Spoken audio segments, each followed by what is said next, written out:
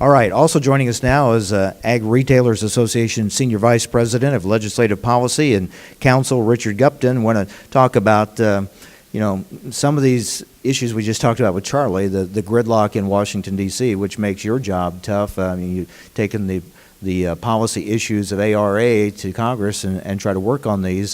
What will be the top priorities for the ag retailers? Well, what Charlie talked about during the lame duck session, of priorities for us is making sure they get a farm bill. There's some really good provisions there. It provides a lot of these issues, and with the tax provisions, it creates a lot of uncertainty within the industry. So that's good. That is critical to get past a long-term bill where they have to make business planning decisions, not only for our ARA retail members, but their farmer customers as well.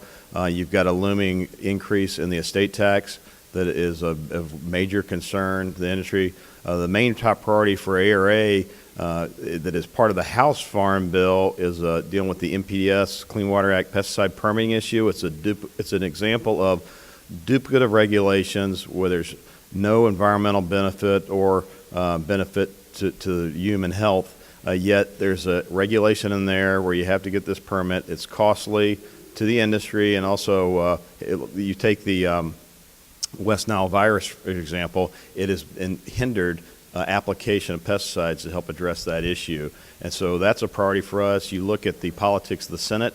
There's over 70 senators that would support that piece of legislation as a standalone bill.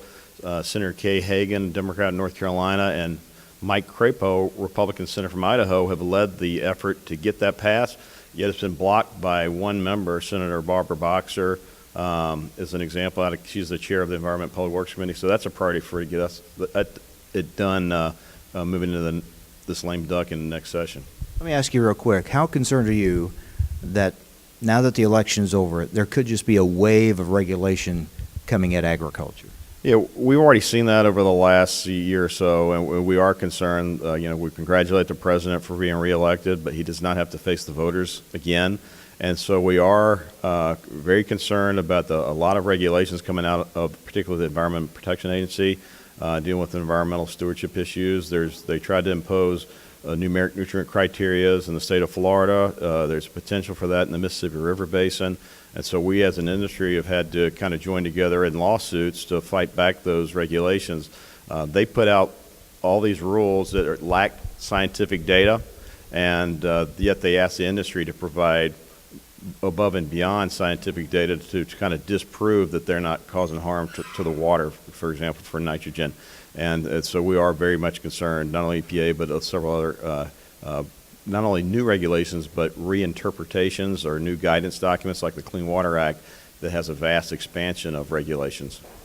So I think what we've heard already here today, we've heard Carl Casale talk about the great potential that's out there for U.S. agriculture, and here we're hearing also the challenges that would keep us from realizing that great potential that is out there, whether it's regulation or whatever it may be, or lack of action on a farm bill and tax issues. So we're seeing both sides here and seeing how this is going to play out.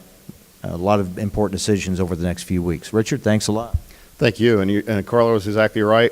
Ag is one of the bright spots of the economy, and I think it could even grow even further, but because all this uncertainty and regulation has really kind of hindered that growth. So we're hopeful we can work with the new Congress and administration and try to get that addressed. So thank you very much. Back with more after this on Agri Talk.